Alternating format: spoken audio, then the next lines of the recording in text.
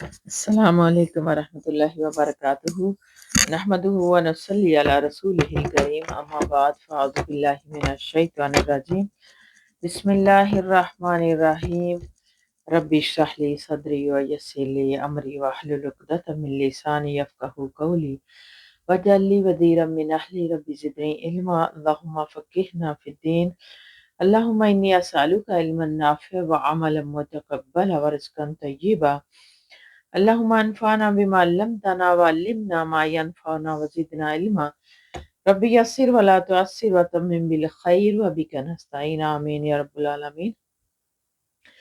قیام رمضان یا تراویح کے مستحب ہونے کا بیان۔ حضرت ابو ہریرہ رضی اللہ تعالیٰ عنہ سے روایت ہے کہ رسول اللہ صلی اللہ علیہ وآلہ وسلم نے ارشاد فرمایا کہ جس شخص نے ایمان کی حالت میں ثواب کی نیت سے رمضان کا قیام کیا یعنی رات کو نماز تراویح پڑھی، اس کے پچھلے گناہ معاف کر دیے جاتے ہیں۔ رواہ البخاری و مسلم۔ حضرت ابو ہریرہ رضی اللہ تعالیٰ عنہ سے روایت ہے کہ رسول اللہ صلی اللہ علیہ وآلہ وسلم رمضان کے قیام کی رغبت دلاتے تھے بغیر اس کے کہ آپ اس کے واجب ہونے کا حکم فرماتے۔ آپ صلی اللہ علیہ وسلم فرماتے کہ جس شخص نے ایمان کے ساتھ ثواب کی نیت سے رمضان کا قیام کیا تو اس کے پہلے گناہ معاف کر دیے جاتے ہیں۔ رواہ مسلم۔ فائدہ نمبر اس میں نمبر 1، اس سے معلوم ہوتا ہے کہ قیام رمضان یقیناً ایک موقدہ اور اجر و ثواب کے لحاظ سے نہایت اہم عبادت ہے، تاہم اس کی حیثیت نفل ہی کی ہے، واجب کی نہیں۔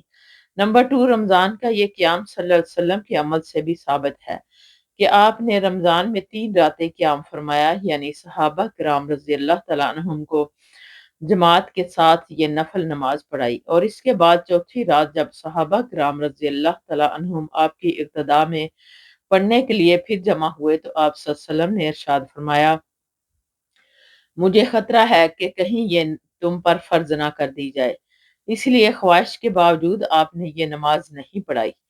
3 راتوں میں آپ صلی اللہ علیہ وسلم نے کتنی رکعتیں پڑھائی، وہ صحیح احادیث کی روح سے 8 رکعت اور 3 وتر ہیں، اسی لیے قیام رمضان کی مسنون تعداد صرف 8 رکعت ہیں اور وتر سمیت 11۔ نمبر 3، احادیث میں اس نفلی نماز کو قیام رمضان ہی سے تعبیر کیا گیا ہے، بعد میں اس کا نام تراویح قرار پا گیا۔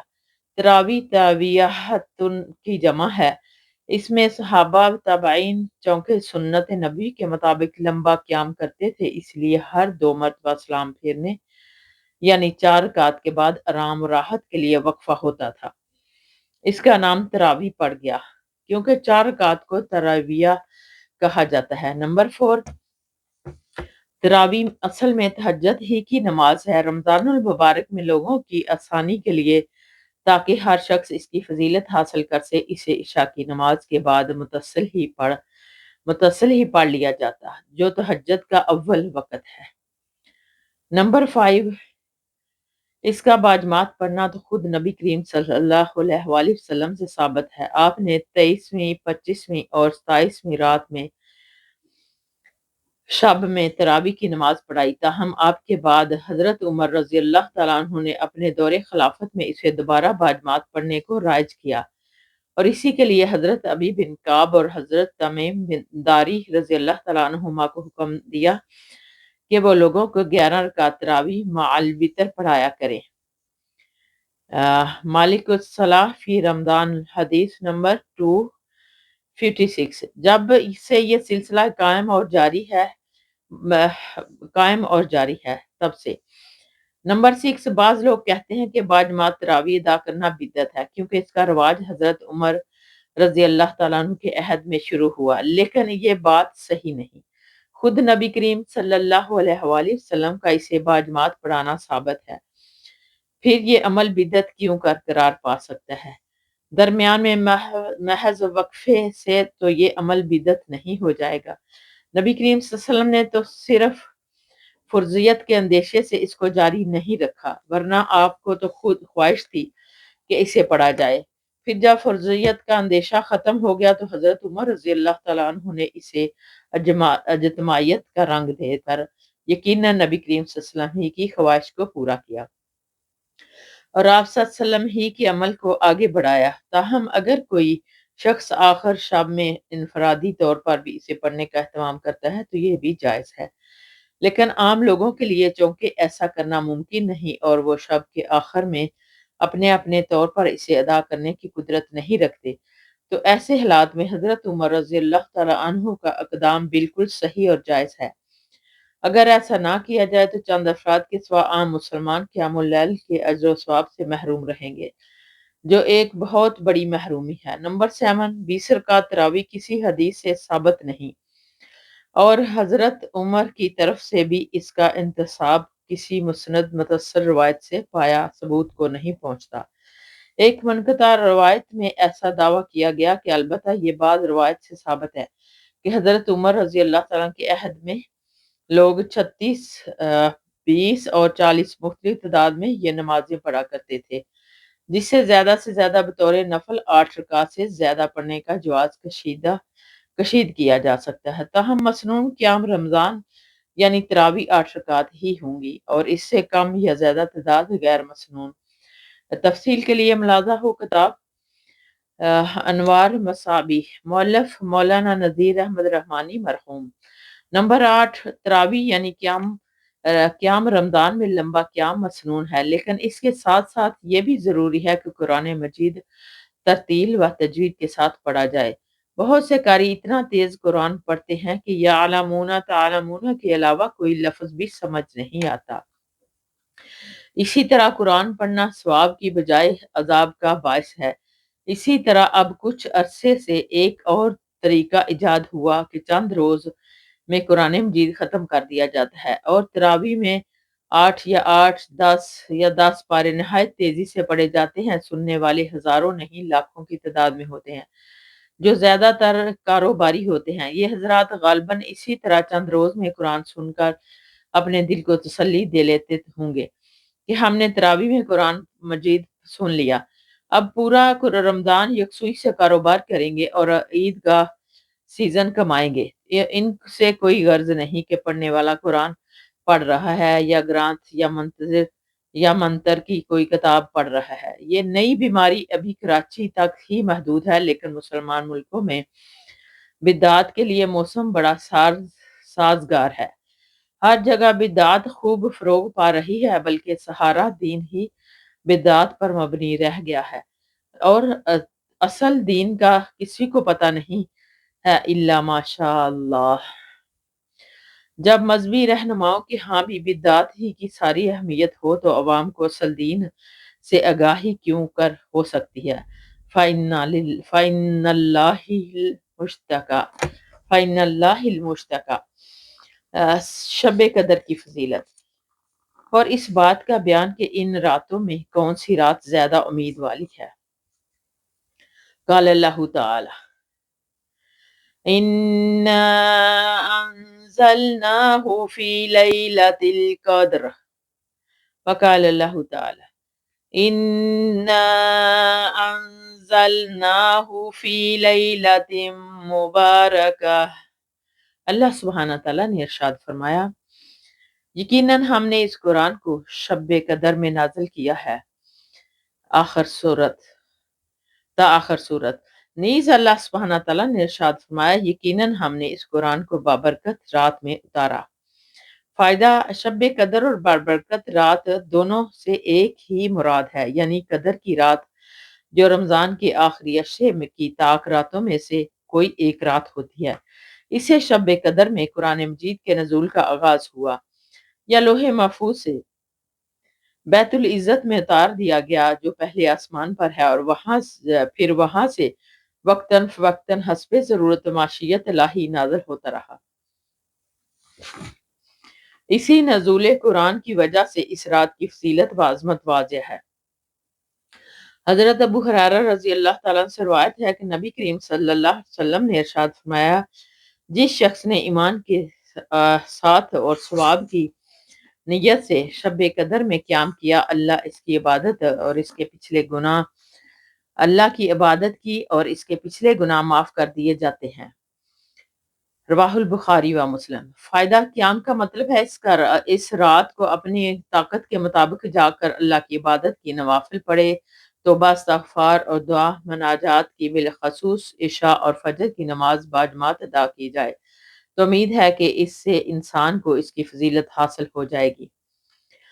حضرت ابن عمر رضی اللہ تعالیٰ عنہ سے روایت حضرت ابن عمر رضی اللہ تعالیٰ عنہ بیان فرماتے ہیں کہ نبی کریم صلی اللہ علیہ وآلہ وسلم کے صحاب میں چند آدمیوں کو خواب میں آخری 7 راتوں میں شب قدر دکھلائی گئی، تو رسول اللہ صلی اللہ علیہ وسلم نے فرمایا کہ میں دیکھتا ہوں کہ تمہیں آخری 7 راتوں کے بارے میں ایک جیسے خواب آئے ہیں، چنانچہ جو شخص شب قدر کو تلاش کرنا چاہے اسے چاہیے کہ وہ آخری 7 راتوں میں اسے تلاش کرے۔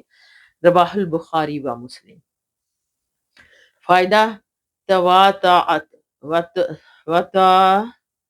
وتعیتع سے ہے، یعنی جس کے معنی ہے روندنا، یعنی اپنے ساتھی کی پیر کی جگہ پر پیر رکھنا۔ یہاں سے موافقت کے مفہوم ہے، موافقت کے مفہوم میں ہے، یعنی تمہارے خواب ایک دوسرے کے موافق ہیں اور ایک جیسے خواب آئے ہیں۔ وہ اس طرح کے سب خواب دیکھنے والوں کو شب قدر کا مشاہدہ کرایا گیا، اس لیے نبی کریم صلی اللہ علیہ وسلم نے ارشاد فرمایا کہ اسے انہی آخری 7 راتوں میں تلاش کرنے کی کوشش کرو۔ اس میں مبہم رکھنے میں یہی حکمت ہے کہ لوگ زیادہ راتوں میں قیام کر سکیں۔ حضرت عائشہ رضی اللہ تعالیٰ عنہ بیان فرماتی ہیں کہ رسول اللہ صلی اللہ علیہ وسلم رمضان کے آخری 10 دنوں میں اعتکاف فرمایا کرتے اور فرماتے تھے کہ رمضان کے آخری عشرے میں لیلۃ القدر کو تلاش کرو۔ رواہ البخاری و مسلم۔ حضرت عائشہ رضی اللہ تعالیٰ عنہ سے روایت ہے کہ رسول اللہ صلی اللہ علیہ وسلم نے ارشاد فرمایا کہ تم لیلۃ القدر کو رمضان کی آخری عشرے کی طاق راتوں میں تلاش کرو۔ رواہ البخاری۔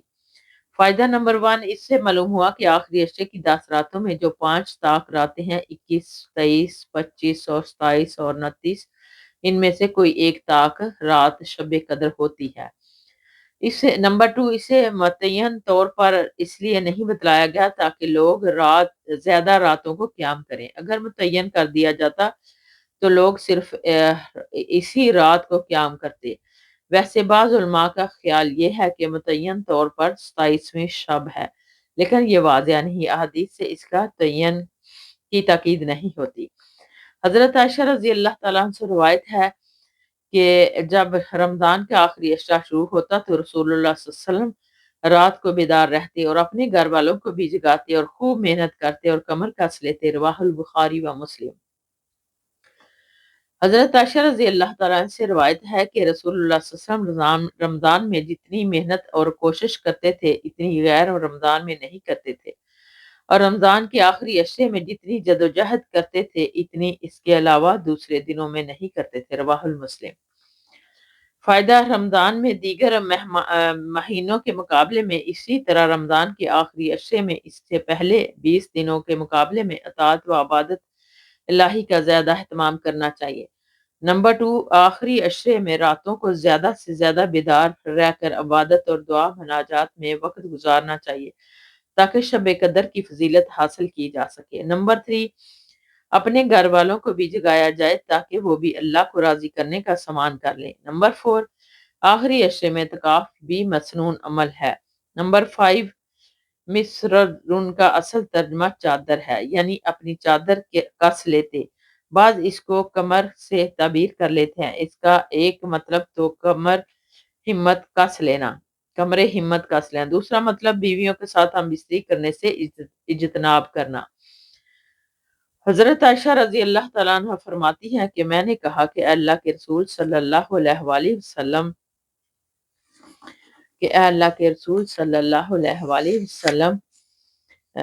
یہ بتلائیے کہ اگر مجھے علم ہو جائے کہ کون سی رات قدر کی رات ہے تو میں اس میں کیا پڑھوں؟ آپ صلی اللہ علیہ وآلہ وسلم نے فرمایا کہ تم یہ دعا پڑھو: اے اللہ، بے شک تو بہت ہی معاف کرنے والا ہے اور معاف کرنے کو پسند فرماتا ہے۔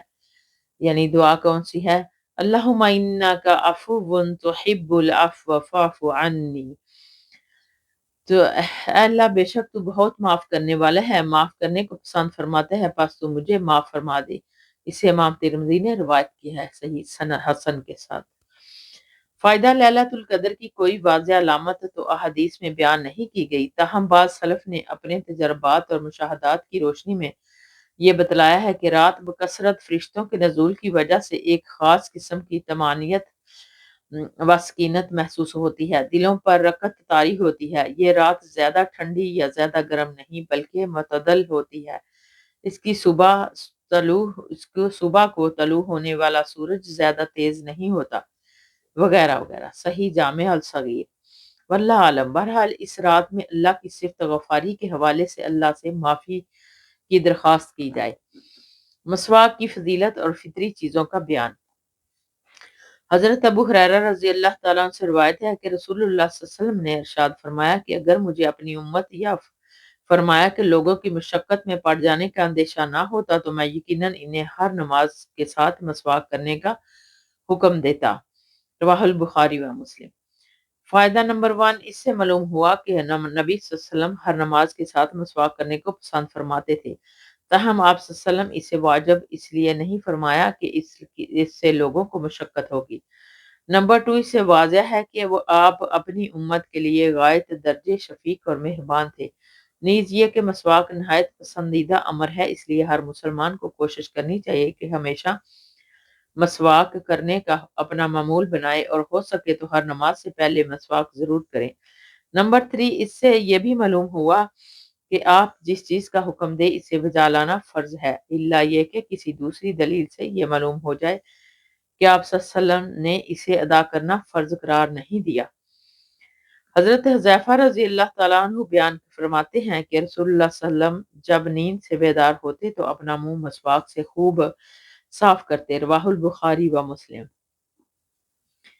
فائدہ، انسان جب سو کر اٹھتا ہے تو اس کا منہ کا ذائقہ بدبو کی وجہ سے بدلا ہوا ہوتا ہے، اس لیے نبی کریم صلی اللہ علیہ وسلم رات کو بیدار ہونے کے بعد خوب مسواک فرماتے۔ ہمیں بھی اس سنت کو اپنا معمول بنانا چاہیے۔ حضرت عائشہ رضی اللہ تعالیٰ عنہ بیان فرماتی ہیں کہ ہم رسول اللہ صلی اللہ علیہ وسلم کے لیے آپ کی مسواک اور وضو کا پانی تیار کر کے رکھ دیتے تھے۔ رات کو جب اللہ چاہتا تو آپ صلی اللہ علیہ وسلم بیدار ہوتے اور مسواک کرتے، پھر وضو کر کے نماز پڑھتے۔ رواہ مسلم۔ فائدہ، اس میں نبی کریم صلی اللہ علیہ وسلم کے اہتمام مسواک کے علاوہ ازواج مطہرات کے کردار کا بھی بیان ہے کہ وہ کس طرح آپ صلی اللہ علیہ وسلم کے مزاج و طبیعت کے مطابق آپ کی ضروریات کا خیال رکھتی تھی، رضی اللہ تعالیٰ عنہن۔ حضرت انس رضی اللہ تعالیٰ عنہ سے روایت ہے کہ رسول اللہ صلی اللہ علیہ وسلم نے ارشاد فرمایا کہ تمہیں مسواک کے بارے میں بہت تاکید ہے۔ رواہ البخاری۔ حضرت شریف بن ہانی بیان کرتے ہیں کہ میں نے حضرت عائشہ رضی اللہ تعالیٰ عنہا سے پوچھا کہ جب نبی کریم صلی اللہ علیہ وسلم گھر تشریف لاتے تو سب سے پہلے کیا کام کرتے تھے؟ حضرت عائشہ رضی اللہ تعالیٰ عنہا نے جواب دیا کہ مسواک فرماتے تھے۔ رواہ مسلم۔ حضرت ابو موسیٰ اشعری رضی اللہ تعالیٰ عنہ سے روایت ہے کہ میں نبی کریم صلی اللہ علیہ وسلم کی خدمت میں حاضر ہوا تو دیکھا کہ مسواک کا کنارہ آپ کی زبان مبارک پر تھا۔ بخاری و مسلم۔ یہ الفاظ مسلم کے ہیں۔ حضرت عائشہ رضی اللہ تعالیٰ سے روایت ہے کہ نبی کریم صلی اللہ علیہ وسلم نے مسواک منہ کی پاکیزگی اور رب کی رضا کا ذریعہ ہے، اسے نسائی نے روایت کیا ہے۔ نیز ابن خزیمہ نے اسے اپنی کتاب میں اسے صحیح سند کے ساتھ بیان فرمایا ہے۔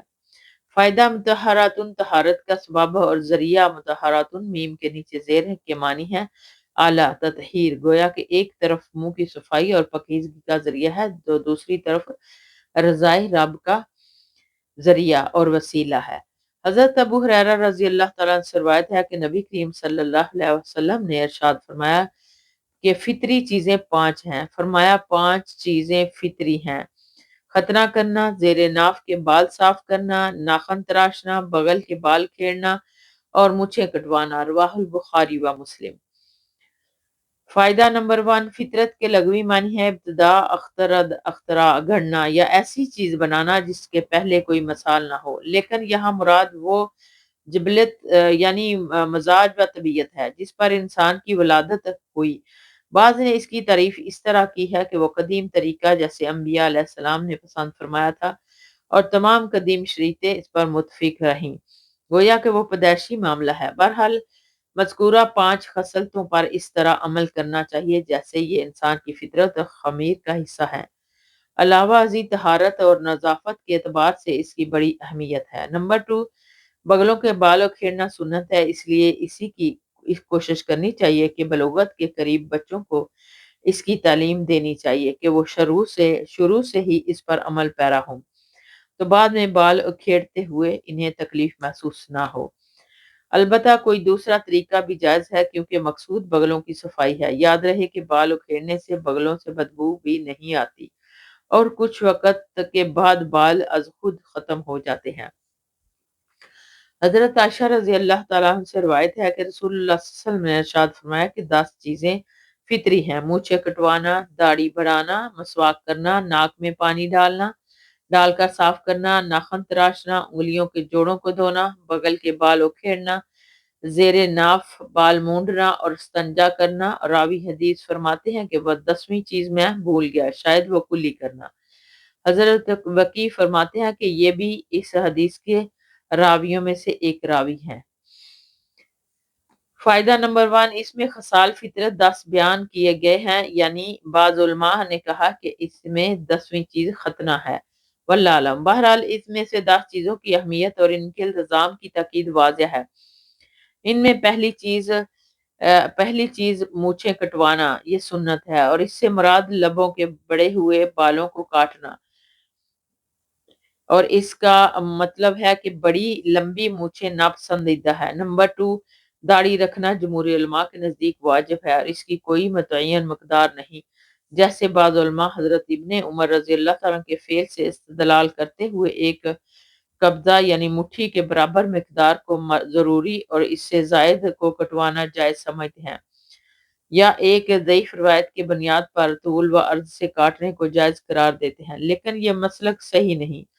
صحیحین کی روایت میں اس لیے حکم دیتے ہیں کہ نبی کریم صلی اللہ علیہ وسلم نے 5 الفاظ استعمال فرماتے ہیں۔ نبی صلی اللہ علیہ وسلم نے 5 الفاظ استعمال فرمائے ہیں: آفو اوفو، ازخو ارخو ارجو اور وافرو، یعنی ان سب کے معنی ایک ہی ہیں کہ داڑھی کو اپنے حال پر چھوڑ دو، اور اس لیے کہ سوائے استثنائی صورتوں کے ہر شخص کے لیے یہی حکم ہے کہ پوری داڑھی رکھے، طول عرض سے بال کاٹے اور نہ اسے ایک مٹھی کے مطابق کرے۔ نمبر 3، مسواک کلی کرنا اور ناک میں پانی ڈالنا غسل اور وضو میں مطلوب ہے۔ استنشاق کا مطلب ہے زور سے ناک کے اندر پانی کھینچنا جیسے خوشبو سونگھتی ہے۔ بجز روزے کی حالت کے وضو میں استنشاق کی تاکید ہے۔ نمبر 4، صفائی کے نقطہ نظر سے ناخنوں کا تراشنا بھی ضروری ہے، ورنہ ناخنوں کے ذریعے سے میل کچیل اندر جائے گا، اور آج کل مردوں میں بالعموم عورتوں میں بالخصوص فیشن کے طور پر وحشی جانوروں اور درندوں کی طرح ناخن بڑھانے کا رواج ہے، جو فطرت کے بھی خلاف ہے اور درندگی و اہمیت کی بھی علامت ہے، نیز غیر مسلموں اور فاسقوں کی نکالی ہے، اعاذنا اللہ منہ۔ نمبر 5، انگلیوں کے جوڑوں کو دھونا بھی صفائی کے لیے ضروری ہے۔ نمبر 6، بغل اور زیر ناف کے بال صاف کرنا بھی صفائی کا ایک ہی حصہ ہے اور اس میں زیادہ تاخیر ناپسندیدہ ہے۔ ایک حدیث کی روح سے 40 دن سے زیادہ اس کی تاخیر کرنا سخت مکروہ ہے۔ نمبر 7، استنجا طہارت حاصل کرنے کے لیے واجب ہے کیونکہ طہارت کے بغیر نماز نہیں ہوتی۔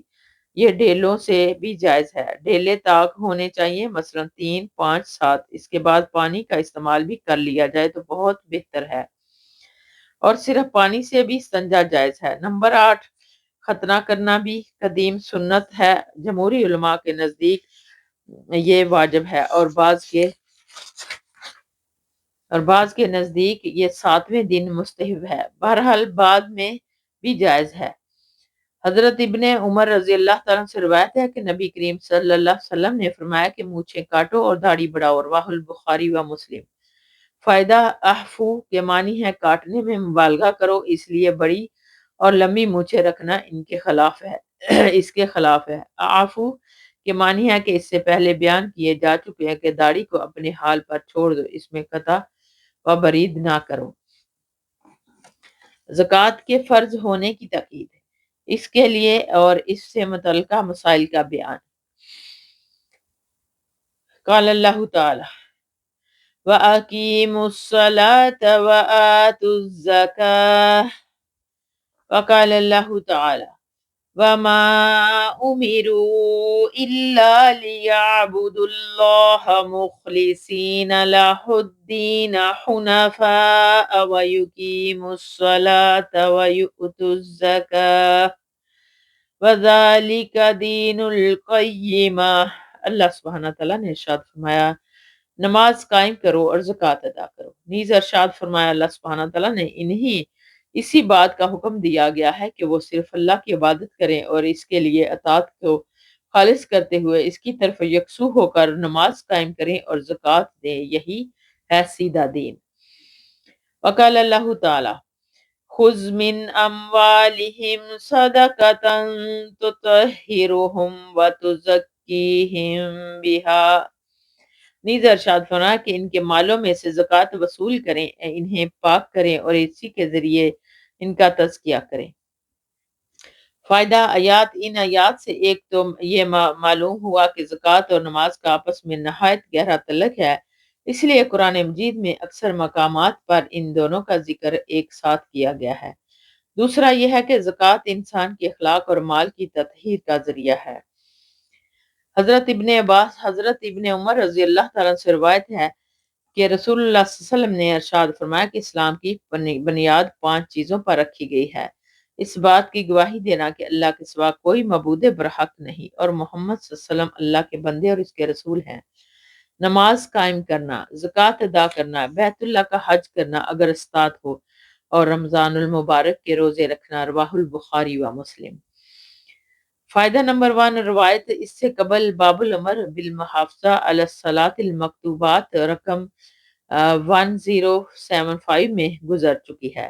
یہاں دوبارہ یہ واضح کرنے کے لیے لائے ہیں کہ زکوٰۃ اسلام کے ارکان خمسہ میں سے ایک اہم رکن ہے۔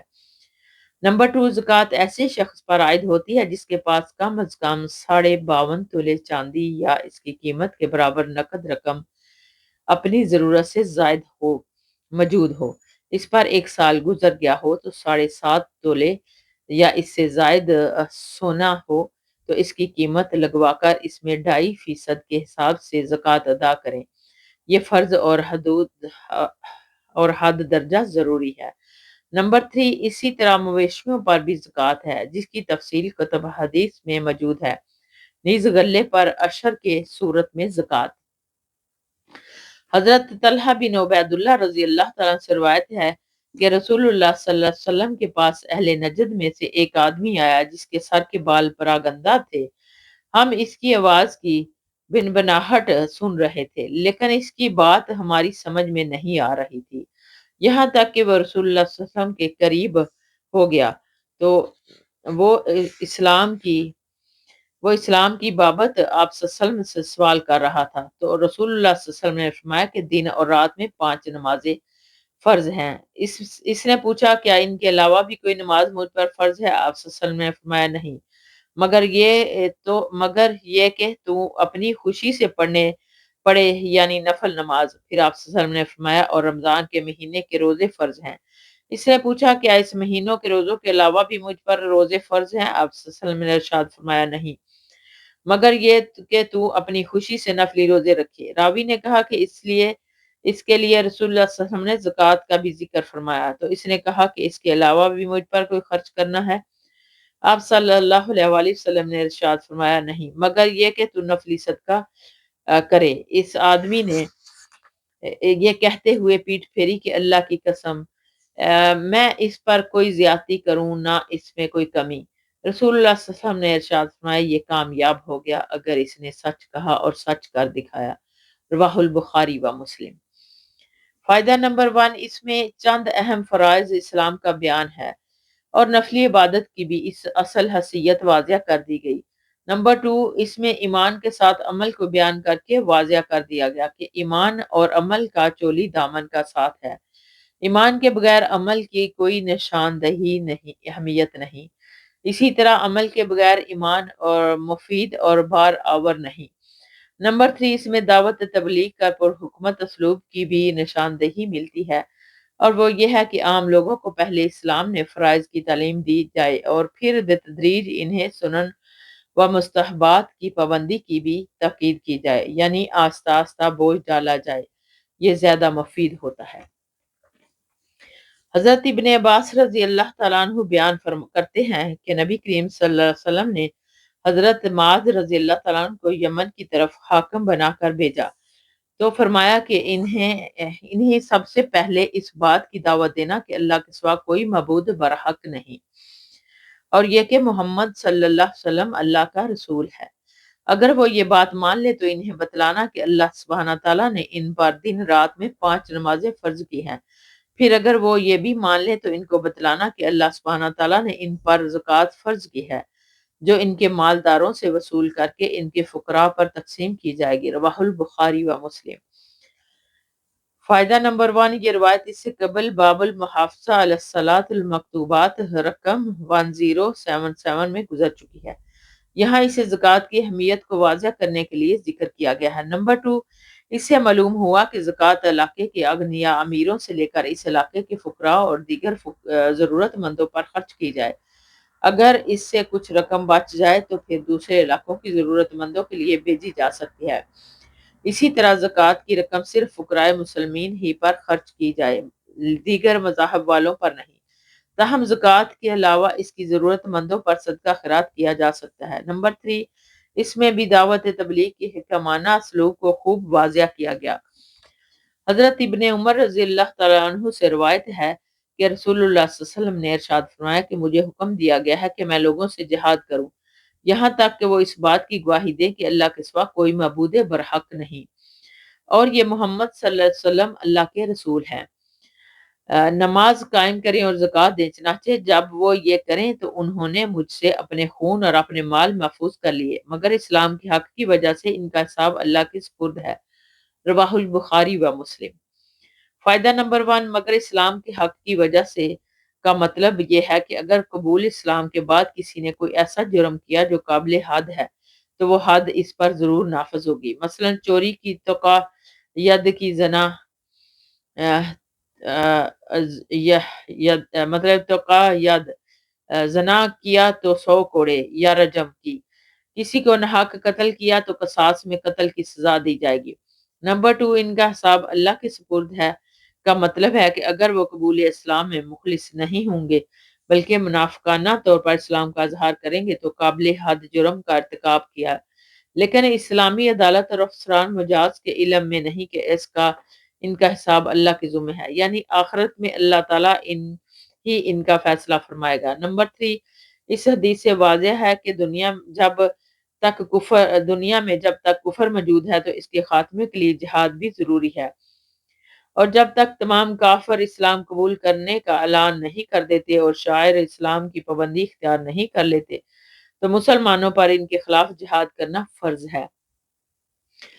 حضرت ابو ہریرہ رضی اللہ تعالیٰ عنہ سے روایت ہے کہ رسول اللہ صلی اللہ علیہ وسلم نے ارشاد فرمایا، جب رسول اللہ صلی اللہ علیہ وسلم کی وفات ہو گئی اور حضرت ابو بکر صدیق رضی اللہ تعالیٰ عنہ خلیفہ مقرر ہوئے اور عرب کے بعض قبیلے کافر مرتد ہو گئے، تو حضرت عمر رضی اللہ تعالیٰ عنہ نے ابو بکر صدیق رضی اللہ تعالیٰ عنہ سے کہا کہ آپ کیسے لوگوں سے لڑیں گے، جبکہ رسول اللہ صلی اللہ علیہ وسلم نے فرمایا کہ مجھے حکم دیا گیا ہے کہ میں لوگوں سے جہاد کروں یہاں تک کہ وہ اللہ کی توحید اور محمد رسول اللہ صلی اللہ علیہ وسلم کی رسالت کا اقرار کر لیں۔ جس نے یہ اقرار کر لیا تو اس نے اپنے مال اور اپنی جان کو سوائے حق اسلام کے مجھ سے محفوظ کر لیا، اور اس کا حساب اللہ کے سپرد ہے۔ تو حضرت ابو بکر صدیق رضی اللہ تعالیٰ عنہ نے فرمایا کہ اللہ کی قسم میں ان لوگوں سے ضرور جہاد کروں گا جو نماز اور زکوٰۃ کے درمیان فرق کریں، اس لیے کہ زکوٰۃ مال کا حق ہے۔ اللہ کی قسم اگر یہ وہ اونٹ باندھنے والی رسی بھی جو وہ رسول اللہ صلی اللہ علیہ وسلم کو ادا کیا کرتے تھے مجھ سے روکیں گے تو انہیں اس سے کے روکنے پر بھی میں ان سے جہاد کروں گا۔ حضرت عمر رضی اللہ تعالیٰ نے فرمایا کہ اللہ کی قسم زیادہ دیر نہیں ہوئی مگر مجھے یقین ہو گیا کہ اللہ تعالیٰ نے جہاد کے لیے ابو بکر رضی اللہ تعالیٰ عنہ کا سینہ کھول دیا ہے، اور میں نے جان لیا کہ یہی ابو بکر صدیق کی رائے حق ہے۔ رواہ البخاری و مسلم۔ فائدہ اس میں جہاں حضرت ابو بکر صدیق رضی اللہ تعالیٰ عنہ کی کمال عظمیت، دینی استقامت اور فقہی بصیرت کا بیان ہے، وہاں اس سے یہ بھی معلوم ہوا کہ زکوٰۃ کی فرضیت کا منکر بھی تارک صلاۃ کی طرح کافر ہے۔ حضرت ابو بکر صدیق رضی اللہ تعالیٰ کے اس موقف سے بالا آخر تمام صحابہ کرام رضی اللہ تعالیٰ عنہم نے بھی اتفاق فرمایا۔ یوں مانعین زکوٰۃ سے جہاد کرنے پر تمام صحابہ کا اجماع پایا گیا، جو ایک حجت شرعیہ ہے۔ حضرت ابو ایوب رضی اللہ تعالیٰ سے روایت ہے کہ ایک شخص نے نبی کریم صلی اللہ علیہ وسلم سے عرض کیا کہ مجھے ایسا عمل بتلائیے جو مجھے جنت میں لے جائے۔ آپ صلی اللہ علیہ وآلہ وسلم نے ارشاد فرمایا کہ ایک اللہ کی عبادت کرو اور اس کے ساتھ کسی کو شریک مت ٹھہراؤ، نماز قائم کرو اور زکوٰۃ ادا کرو اور صلہ رحمی کرو۔ رواہ البخاری و مسلم۔ مثلا قال اللہ رسول اعوذ باللہ من الشیطان الرجیم قال تعبد اللہ لا تشرکوا به شیئا وتقیموا الصلاة وتؤتوا الزکاة وتصلوا الرحم۔ متفق علیہ۔ فائدہ یعنی نماز اور زکوٰۃ جیسے فرائض اسلام کے ساتھ صلہ رحمی کے ذکر سے واضح ہے کہ اسلام میں صلہ رحمی کتنی اہمیت ہے۔ صلہ رحمی کا مطلب ہے کہ حضرت رشتہ داروں کے ساتھ ہر حال میں حسن سلوک کرنا، اس سے تعلقات قائم رکھنا اور رشتہ داریوں کے تقاضوں کو نبھانا، حتیٰ کہ رشتہ دار بد سلوک کریں تب بھی صلہ رحمی ہی کرنے کی تاکید ہے۔ حضرت ابو ہریرہ رضی اللہ تعالیٰ عنہ بیان فرماتے ہیں کہ ایک دیہاتی نبی کریم صلی اللہ علیہ وسلم کی خدمت میں حاضر ہوا اور عرض کیا کہ اے اللہ کے رسول صلی اللہ علیہ وسلم، ایسے عمل کی طرف میری رہنمائی فرمائے جب میں وہ کروں تو جنت میں چلا جاؤں۔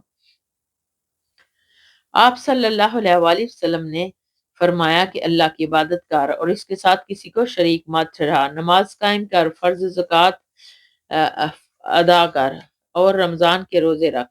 اس نے کہا قسم ہے اس ذات کی جس کے ہاتھ میں میری جان ہے، میں اس پر کوئی فائدہ نہیں کروں گا، یعنی اضافہ نہیں کروں گا۔ پھر جب وہ دیہاتی پیٹھ پھیر کر چلا تو نبی کریم صلی اللہ علیہ وسلم نے ارشاد فرمایا کہ جسے کوئی جنتی دیکھنا پسند ہو تو وہ اسے دیکھ لے۔ رواہ البخاری و مسلم۔ مسائل یعنی نمبر 1، عرابی نو مسلم تھا، اس لیے رسول اللہ صلی اللہ علیہ وسلم نے چند ضروری فرائض ہی اسے بتلائے تاکہ وہ زیادہ باتوں سے گرانی محسوس نہ کرے۔ نمبر 2، اس کے جذبہ اطاعت کو دیکھ کر آپ نے اسے جنتی قرار دیا، اس لیے کہ اسلام نام ہی خود سپردگی کا ہے، اللہ سبحانہ تعالیٰ اور اس کے رسول صلی اللہ علیہ وسلم کے احکامات سے تجاوز کرنا، جیسا کہ اہل بدعت کا اشعار ہے، اسلام نہیں، اسلام کے منافی ہے۔ نمبر 3، وہ 10 صحابہ جنتی ہیں جن کو رسول اللہ صلی اللہ علیہ وسلم نے جنت کی بشارت دی، جنہیں عشرہ مبشرہ کہا جاتا ہے۔ تاہم ان کے علاوہ بھی بعض لوگوں کو نبی صلی اللہ علیہ وسلم نے جنت کی بشارت دی ہے، جیسے اس عرابی کی بابت بھی فرمایا، اور حضرت حسن و حسین رضی اللہ تعالیٰ عنہ کو بھی آپ نے نوجوانہ یعنی جنت کا سردار قرار دیا، اور اپنی ازواج مطہرات کو بھی جنت کی خوشخبری دی رضی اللہ تعالیٰ عنہ۔ حضرت جریر بن عبداللہ رضی اللہ تعالیٰ عنہ بیان کرتے ہیں کہ میں نے نبی کریم صلی اللہ علیہ وسلم نماز قائم کرنے، زکوٰۃ ادا کرنے اور ہر مسلمان کے ساتھ خیر خواہی کرنے پر بیعت کی۔ اسے رواہ البخاری و مسلم۔ فائدہ نمبر 1، یہ حدیث باب النصیحہ رقم 182 میں گزر چکی ہے، یہاں باب کی مناسبت سے دوبارہ ذکر کیا گیا ہے۔ نمبر 2، زکوٰۃ اور نماز وغیرہ پر بیعت کرنے پر مقصد اسلام کا قبول کرنا اور زکوٰۃ و صلاۃ اسلام میں کے ایسے اہم رکن ہے کہ ان کے بغیر اسلام کا تصور نہیں، گویا یہ اسلام کی بیعت ہے جو نبی کریم صلی اللہ علیہ وسلم مسلمان ہونے والے شخص سے لیا کرتے تھے۔ اس کے علاوہ بیعت جہاد لیتے، جب جہاد کی ضرورت ہو تو تیسری بیعت خلافت ہے جو خلفائے راشدین اور اس کے مابعد مسلم حکمران لیتے ہیں۔ بیعت کی صرف 3 قسمیں ہیں جو سلف سے ثابت ہیں۔ صوفیہ اور پیروں کے حلقوں میں جو بیعتوں کا سلسلہ رائج ہے، یہ قرون خیر کے بعد کی ایجاد ہے، لہٰذا یہ کسی صورت بھی روا نہیں ہے۔ حضرت ابو ہریرہ رضی اللہ تعالیٰ عنہ سے روایت ہے کہ رسول اللہ صلی اللہ علیہ وسلم نے ارشاد فرمایا کہ جو سونے چاندی کا مالک ان کا حق زکوٰۃ ادا نہیں کرتا تو جب قیامت کا دن ہوگا تو سونے چاندی کے اس کے لیے آگ کے تختے بنائے جائیں گے اور ان کو جہنم کی آگ میں تپایا جائے گا، پھر ان کے ساتھ اس کے پہلوؤں اور اس کی پیشانی اور اس کی پشت کو داغا جائے گا، جب بھی وہ تختیاں ٹھنڈی ہو جائیں گی انہیں دوبارہ آگ میں تپایا جائے گا اور ان سے داغا جائے گا۔ حساب کتاب کے اس دن میں یہ عمل برابر جاری رہے گا جس کی مقدار 50,000 سال ہو گئی، یہاں تک کہ بندوں کے درمیان فیصلہ کیا جائے، اسے اس کا راستہ جنت یا جہنم کی طرف دکھایا جائے گا۔ عرض کیا گیا کہ اے اللہ کے رسول صلی اللہ علیہ وسلم، اونٹوں کی زکوٰۃ اور اس کا معاملہ کیا ہے؟ آپ صلی اللہ علیہ وسلم نے فرمایا کہ اونٹوں کا جو مالک ہے ان کا حق ہے کہ زکوٰۃ ادا جو اونٹوں کا جو مالک ان کا حق زکوٰۃ ادا نہیں کرے گا، اس کا ایک حق یہ بھی ہے کہ پانی پلانے کی باری والے روز ان کا دودھ ضرورت مندوں کے لیے دویا جائے، یہ بھی وہ نہ کرے تو جب قیامت کا دن ہوگا تو اس کے مالک کو ایک چٹیل میدان میں ان اونٹوں کے سامنے منہ یا پیٹھ کے بل گرا دیا جائے گا۔ یہ اونٹ اس وقت اتنے موٹے ہوں گے کہ جو وہ زیادہ سے زیادہ دنیا میں موٹے رہے تھے، ان میں سے وہ ایک بچے کو بھی گم نہیں پائے گا۔ وہ اسے اپنے کھروں سے روندیں گے اور اپنے منہوں سے کاٹیں گے۔ جب ان کا پہلا اونٹ گزر چکے گا تو اس پر پھر ان کا آخری اونٹ پھر لوٹا دیا جائے گا، اول سے آخر تک سب بار بار اسے روندتے اور کاٹتے گزریں گے۔ اس دن میں جس کی مقدار 50,000 سال ہوگی، یہاں تک کہ بندوں کے درمیان فیصلہ کر دیا جائے گا، پھر اسے اس کا راستہ جنت کی طرف یا جہنم کی طرف دکھایا جائے گا۔ عرض کیا گیا کہ اللہ کے رسول صلی اللہ علیہ وسلم، گائے اور بکریوں کا مسئلہ کیا ہے؟ آپ صلی اللہ علیہ وسلم نے ارشاد فرمایا کہ جو بھی گائے اور بکری کا مالک ہے وہ ان کا حق یعنی زکوٰۃ ادا نہیں کرتا، مگر جب قیامت کا دن ہوگا تو ان کی وجہ سے منہ یا پیٹھ کے بل چٹیل میدان میں گرا دیا جائے گا، ان میں سے وہ کسی کو گم نہیں پائے گا۔ اسی طرح ان میں کوئی بکری یا گائے یا مڑے ہوئے سینگوں والی ہوگی یا نہ بغیر سینگ کے، اور نہ کوئی ٹوٹے ہوئے سینگوں والی۔ اس کی قسم کی بکریوں کی ضرب شدید نہیں ہوتی، یہ اسے اپنے سینگوں سے مارے گی اور اپنے کھروں سے روندے گی۔ جب ان پر ان کی پہلی بکری یا گائے گزر چکی ہوگی تو اس پر ان کی آخری بکریاں یا گائے لوٹا دی جائیں گی، بار بار اسے سینگوں سے مارتے اور پیروں سے روندتے ہوئے گزریں گی، ایک مرتبہ گزر جانے پر دوبارہ سبارہ گزریں گی۔ اس دن میں جس کی مقدار 50,000 سال ہوگی یہ عمل دہرایا جاتا رہے گا، اللہ محفوظ میں، یہاں تک کہ بندوں کے درمیان فیصلہ کر دیا جائے گا، پس اس کا راستہ جنت کی طرف یا جہنم کی طرف دکھایا جائے گا۔ آپ سے سوال کیا گیا کہ اللہ کے رسول صلی اللہ علیہ وسلم، گھوڑوں کی بابت کا کیا حکم ہے؟ آپ صلی اللہ علیہ وسلم نے ارشاد فرمایا کہ گھوڑے 3 قسم کے ہیں، ایک وہ جو آدمی کے لیے بوجھ گناہ کا باعث ہیں، دوسرے وہ جو آدمی کے لیے فکر و فاقہ سے پردہ ہے، تیسرے وہ جو آدمی کے لیے اجر کا باعث ہے۔ چنانچہ جو گھوڑے آدمی کے لیے بوجھ ہیں یہ وہ ہیں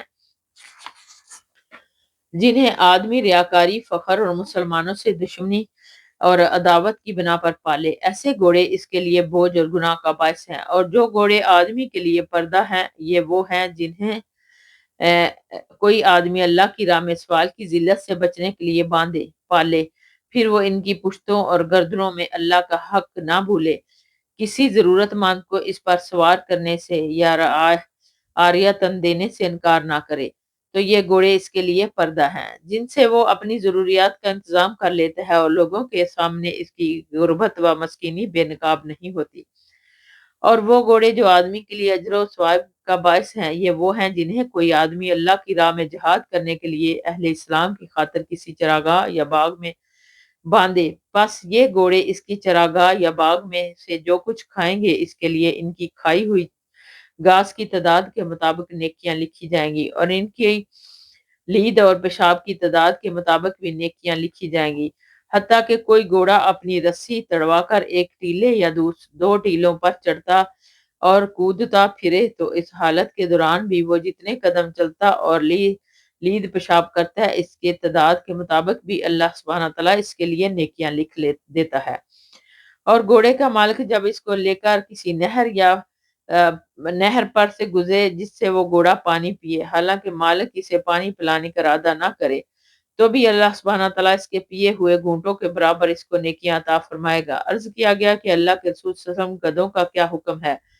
آپ صلی اللہ علیہ وسلم نے فرمایا کہ مجھ پر گدھوں کے بارے میں اس مخصوص بے مثل اور جامع آیت کے سوا اور کچھ نازل نہیں کیا گیا۔ جو کوئی ذرا برابر بھی نیکی کرے گا قیامت والے دن وہ اسے دیکھ لے گا، اور جو ذرا برابر برائی کرے گا وہ بھی اسے دیکھ لے گا۔ رواہ البخاری و مسلم، الفاظ مسلم کے ہیں۔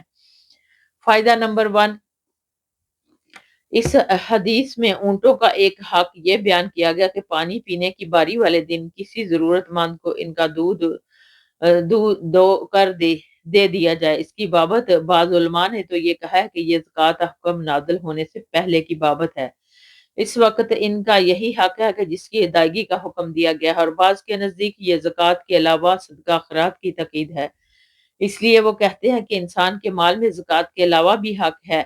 اس میں کوتاہی بھی قابل تعزیر ہے۔ بعض کے نزدیک یہ حلیب یعنی دودھ کر ضرورت مند کو دینا اس وقت حق واجب ہے جب کوئی مضطر اور لاچار آدمی انسان کے علم میں آ جائے، ورنہ عام حالات میں یہ مکارم اخلاق کے باب میں سے ہے۔ اس حدیث کو اسی تیسری صورت پر محمول کیا جائے۔ تفصیل کے لیے مراعات متبع قدیم، یعنی نمبر 2، پس اسے جنت یا جہنم کی طرف راستہ دکھا دیا جائے گا۔ اسے صاف معلوم ہوتا ہے کہ میدان محشر کا واقعہ ہے، اور اس کا مطلب یہ ہے کہ زکوٰۃ کی ادائیگی میں کوتاہی کرنے والے کو یہ سزا جنت یا جہنم میں جانے سے پہلے دی جائے گی۔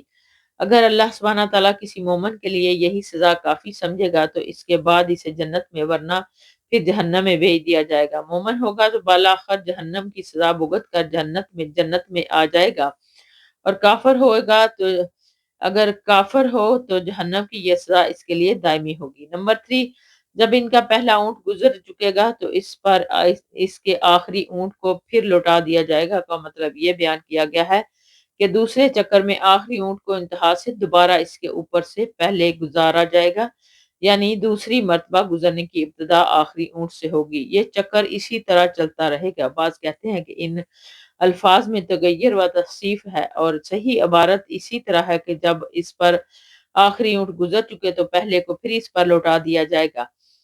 کلما مر علیہ اخرہا رد علیہ اولاہا، اسی طرح کلام زیادہ منتظم اور واضح رہتا ہے، اور بعض روایت میں اسی طرح بیان بھی ہوا ہے، واللہ عالم۔ نمبر 4، اس میں گھوڑوں کے ضمن میں 2 مرتبہ فی سبیل اللہ الفاظ آئے ہیں۔ پہلے فی سبیل اللہ کا مفہوم نیت صالح ہے، یعنی گھوڑے پالنے کا مقصد یہ ہے کہ اس کے ذریعے سے اپنی انسانی ضروریات پوری کروں گا تاکہ کسی کے سامنے دستے سوال دراز نہ کرنا پڑے۔ اور دوسرے فی سبیل اللہ کا مفہوم جہاد ہے، یعنی اللہ کی راہ میں جہاد کرنے کی نیت سے گھوڑے پالے۔ اس نیت سے گھوڑے پالنا باعث اجر ہے، جبکہ پہلی نیت کی روح سے گھوڑے رکھنا پردہ پوشی کا ذریعہ ہے۔ اس حدیث میں زکوٰۃ ادا نہ کرنے کی سزا بیان کی گئی ہے کہ انہی اموال کے ساتھ ان کو عذاب دیا جائے گا جن میں سے وہ زکوٰۃ ادا نہیں کرتے۔ اعاذنا اللہ منہم، آمین یا رب العالمین۔ رمضان کے روزوں کے فرض ہونے کی اور ان کی فضیلت اور ان سے متعلقہ دیگر احکام کا بیان۔ قال اللہ تعالی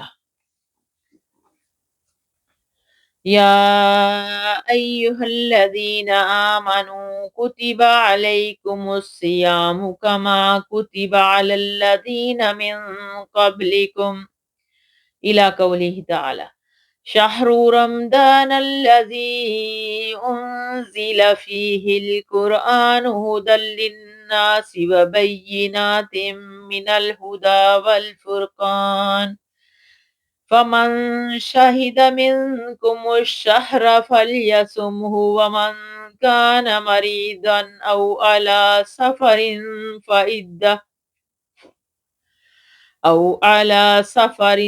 فعدۃ من ایام اخر۔ اللہ سبحانہ تعالیٰ نے ارشاد فرمایا، اے ایمان والو، تم پر روزے اسی طرح فرض کیے گئے ہیں جیسے تم سے پہلے لوگوں پر فرض کیے گئے تھے۔ اللہ سبحانہ تعالیٰ کے اس قول تک رمضان کا مہینہ وہ ہے جس میں قرآن کریم نازل کیا گیا۔ یہ لوگوں کے لیے ہدایت کا ذریعہ ہے اور ہدایت اور حق و باطل کے درمیان تمیز کرنے والے دلائل ہیں۔ بس جو شخص اس مہینے کو پالے اس کو چاہیے کہ وہ اس کے روزے رکھے، اور جو بیمار ہو یا سفر میں ہو تو دوسرے دنوں میں گنتی پوری کرنا۔ فائدہ آیات روزوں کی فرضیت کے باب میں پچھلی امتوں کا حوالہ امت محمدیہ کی آسانی اور شفقت کے پیش نظر دیا گیا ہے تاکہ وہ اس میں کوئی گرانی اور مشکل محسوس نہ کریں، کیونکہ انسان کے لیے وہ عمل انسان ہو جاتا ہے جب اس کے علم کی روز مقدار اور ان کے لیے ان کون سا مخصوص ایام تھے اس کا ہمیں علم نہیں، اس لیے یہاں تشبیہ صرف روزے رکھنے میں ہے نہ کہ اس کی مقدار اور زمانے میں۔ رمضان المبارک میں قرآن کے نزول کا مطلب یا تو یہ ہے کہ اس کا آغاز رمضان المبارک میں ہوا، یا یہ کہ پورا قرآن لوح محفوظ سے آسمان دنیا بیت العزا پر اتارا گیا، پھر وہاں سے وقتاً فوقتاً اترتا رہا۔ سیام یا سومن کا مصدر بھی ہو سکتا ہے، اس وقت معنی ہوں گے کہ روزہ رکھنے کا حکم فرض کیا گیا، اور دوسرے یہ جمع کا صیغہ بھی ہو سکتا ہے بمعنی روزے۔ حضرت ابو ہریرہ رضی اللہ تعالیٰ عنہ سے روایت ہے کہ رسول اللہ صلی اللہ علیہ وسلم نے ارشاد فرمایا کہ اللہ سبحانہ تعالیٰ نے فرمایا کہ انسان کا ہر عمل اس کے لیے سوائے روزے کے وہ صرف میرے لیے ہے، اور میں اس کا اجر میں اس کی جزا دوں گا، اور روزہ ایک ڈال ہے۔ بس جب تم میں سے کسی کا روزے کا دن ہو تو دل لگی کی باتیں نہ کرے اور نہ شور و گل کرے، اور اگر کوئی اسے گالی دے یا اسے لڑائی کرے تو کہہ دے کہ میں روزے دار ہوں، اور قسم ہے اس ذات کی جس کے ہاتھ میں محمد صلی اللہ علیہ وسلم کی جان ہے، روزے دار کے منہ کی بو اللہ کے ہاں کستوری کی خوشبو سے بھی زیادہ پاکیزہ ہے۔ روزے دار کے لیے دو خوشیاں ہیں، یعنی خوشی کے مواقع ہیں جن میں وہ خوش ہوتا ہے۔ جب وہ روزہ افطار کرتا ہے تو اپنا روزہ کھولنے سے خوش ہوتا ہے، اور جب اپنے رب سے ملے گا تو اس کی جزا دیکھ کر اپنے روزے سے خوش ہوگا۔ رواہ البخاری و مسلم۔ یہ الفاظ بخاری کی روایت میں ہے، اور بخاری ہی کی ایک اور روایت میں ہے کہ یہ اپنا کھانا پینا اور اپنی جنسی خواہش میرے لیے چھوڑتا ہے، روزہ میرے لیے ہے اور میں ہی اس کی جزا دوں گا، اور باقی ہر نیکی کا بدلہ 10 گنا ہے۔ اور مسلم کی روایت میں ہے انسان کی ہر نیک عمل کو 10 گنا سے 700 گنا بڑھا دیا جاتا ہے۔ اللہ سبحانہ تعالیٰ فرماتا ہے کہ مگر روزے کا معاملہ دیگر نیتوں سے مختلف ہے، روزہ میرے لیے ہے اور میں ہی اس کی جزا دوں گا، میری وجہ سے ہی وہ اپنا کھانا پینا چھوڑتا ہے۔ روزے دار کے لیے دو خوشیاں ہیں، ایک خوشی اس کے افطار کے وقت اور ایک خوشی اپنے رب کی ملاقات کے وقت، اور یقیناً اس کے منہ کی بدبو اللہ کے نزدیک کستوری کی خوشبو سے بھی زیادہ پاکیزہ ہے۔ فائدہ خلوفون سے مراد روزے دار کی منہ کی وہ بدبو ہے جو سارا دن بھوکا پیاسا رہنے کی وجہ سے اس کے منہ سے آتی ہے۔ اس میں جہاں روزے کی خصوصی فضیلت کا بیان ہے وہاں روزے کی اصل حقیقت کی وضاحت بھی ہے کہ اس کے معنی صرف یہی نہیں کہ طعام و شراب اور شہوت کو ترک کر دیا جائے، بلکہ یہ ضروری ہے کہ تمام لغویات اور قباح بری باتوں سے اجتناب اور تمام خوبیوں سے اپنے آپ کو راستہ کیا جائے۔ بے شک وآخر دعوانا ان الحمد للہ رب العالمین سبحانک اللہم وبحمدک نشہد ان لا الہ الا انت نستغفرک ونتوب الیک۔ السلام علیکم ورحمۃ اللہ وبرکاتہ۔